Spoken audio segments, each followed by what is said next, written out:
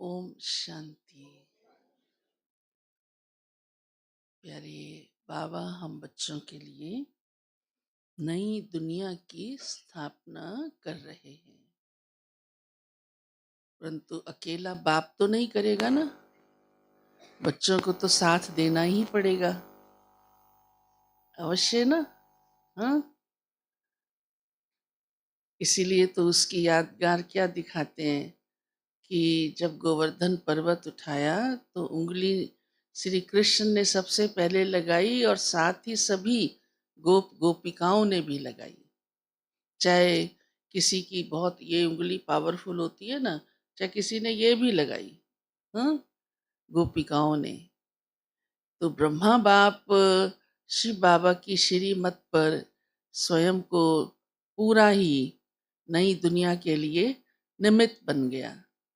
तो हम बच्चे भी, क्योंकि हम भी नई दुनिया में चल रहे हैं, हमें भी नई दुनिया का वर्षा चाहिए।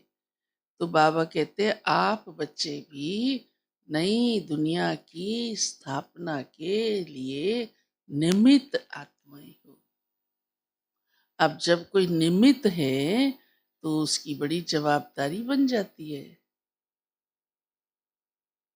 तो बाबा ने आज कहा है कि सबसे पहली बात तो ये है कि ये देखो, मेरा कोई भी कर्म श्रीमत के बरखिलाफ तो नहीं,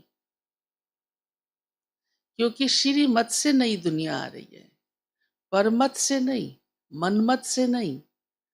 अब तक तो उस पर ही चलते रहे थे ना, जो दुनिया वालों से सुना कर डाला, जो शास्त्रों में पढ़ा कर डाला, जो गुरुओं ने कहा कर डाला, जो घर में बच्चों ने कहा, पत्नी ने कहा, पड़ोसियों ने कहा, हाँ, दुश्मनों ने कहा, यहाँ तक कि जब बुद्धि उल्टी होती है ना, तो बुद्धि कर्म भी उल्टा होता है। तो बाबा ने कहा पहले तो, क्योंकि नई दुनिया के निमित्त बनना छोटी बात नहीं है। आप नई दुनिया लाने वाले हो ना, तो जो नई दुनिया के लिए आपको निमित्त बनाता है तो उसका कहना भी तो मानना पड़ेगा। उसके विरुद्ध होकर चलेंगे तो किसको क्या घाटा होगा, कितना बड़ा नुकसान अपना हो जाएगा। साथ ही बाबा ने कहा फिर पुरानी दुनिया की तरफ दिल भी नहीं लगे, ये भी देखो। पुरानी दुनिया खींचे नहीं, निमित्त मात्र वहाँ, हाँ, वो भी जिम्मेदारी जो है निभानी पड़ती है सबको, लेकिन उसके दिल लगना, ध्यान जाना, वो अलग चीज होती है। वो बाबा कहते नहीं हो, क्योंकि आप नई दुनिया की तरफ हो तो हमारा ध्यान भी बार बार नई दुनिया की तरफ जाए। क्योंकि बाबा ने कहा आप रूहानी सेवा के निमित्त हो। हमारी ये सेवा, भले हम स्थूल सेवा भी करते हैं, लेकिन है तो आत्माओं के कल्याण अर्थ ना। कोई भी सेवा की, हाँ, तन से, मन से, धन से, समय से, विशेषता से कोई भी सेवा की, वो रूहानी है।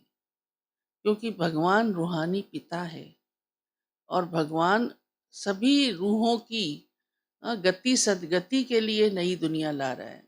रूहों की, कोई मकानों को बनाने की नहीं। हाँ, दुनिया साइंस तो आज या अन्य सभी आज संसार को सुंदर बनाने में कौन से प्लान्स करते हैं। ये भी करते हैं कि आम जनता को परेशानी नहीं हो, तो एक रास्ता और बना दो, एक हॉस्पिटल और बना दो, हाँ, एक अनाथालय और बना दो। फिर वो भर जाता है, कम पड़ जाता है, फिर वो भर जाता है, कम पड़ जाता है। पर भगवान की प्लानिंग सबसे न्यारी है। वो ऐसी करेगा जो फिर मुसीबत आएगी ही नहीं। तो बाबा ने कहा रूहानी है ये सब कुछ, और तुम रूहानी सर्विस के निमित्त बनते हो। साथ ही आज बाबा ने कहा खुद को ही चेक करो कि मेरे अंदर कोई ऐसी बात तो नहीं है जो उल्टा कर्म चलता हो। स्वयं देखो।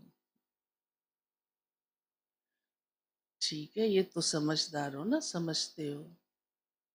और ट्रस्टी बनकर रहो। ट्रस्टी समझेंगे ना तो घर में भी परेशानी नहीं होगी। ट्रस्टी जो है वो जो मालिक कहता है उस पर काम करता रहता है बस। उसको कोई बात ठीक नहीं भी लगती है तो मालिक को बताता है, खुद कर नहीं डालता। मान लीजिए उसको लगता है यहाँ हमारी दुकानदारी अच्छी नहीं चल रही, तो फैसला कर लेगा क्या, माइंड अप कर लो, कर ले, मालिक को कहेगा मालिक ऐसा है, मालिक ये चीज बिकती नहीं है, स्टॉक पड़ा हुआ है। तो हमको भी बाबा कहता है आप ट्रस्टी हो, पूछ कर करो, श्रीमत को सामने रखो, श्रीमत क्या कहती है। मालिक नहीं बन जाओ, मालिक बनोगे तो परेशानी पैदा होगी, टेंशन होगी, कुछ ना कुछ श्रीमत के विरुद्ध हो जाएगा, मनमत चल पड़ेगी। तो नुकसान किसका, मालिक का या हमारा? हमारा अपना। ट्रस्टी हर बात सोच समझकर बिना डायरेक्शन के नहीं करता। आज बाबा ने कहा है आप स्वयं को ट्रस्टी समझो। अच्छी बात है ना, बड़ा अच्छा लगता है, हम ट्रस्टी हैं और ही बोझ उतरा है ना, समस्या खत्म। मीडिया वाले दादी प्रकाशमणि से पूछते थे आपका इतना बड़ा इंस्टीट्यूशन है, समस्याएं तो आती होंगी, आपको कितना तनाव बोझ रहता होगा, पर आप तो मुस्कुराती रहती हो। तो दादी ने कहा क्यों, मैं क्यों बोझ समझूं? तो दादी ने सिस्टम सुनाया, हमारा सिस्टम है कि अगर छोटी बहनों के आगे समस्या आती है तो वो अपनी निमित बहन को, बड़ी बहन को सुनाते हैं।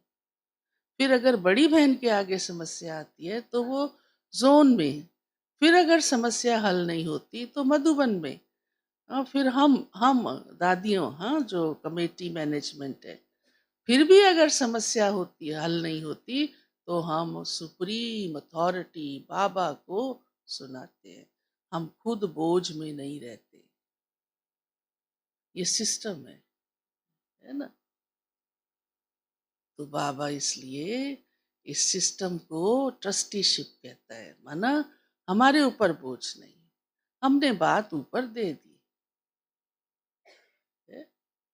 तो जो आज्ञाकारी होगा वो उस अनुसार चलेगा तो अपना कल्याण करेगा, कोई नहीं चलते तो अपना नुकसान करते हैं। तो ट्रस्टीशिप से बहुत फायदा है, बहुत टेंशन फ्री, गलत कर्म से बच जाते हैं।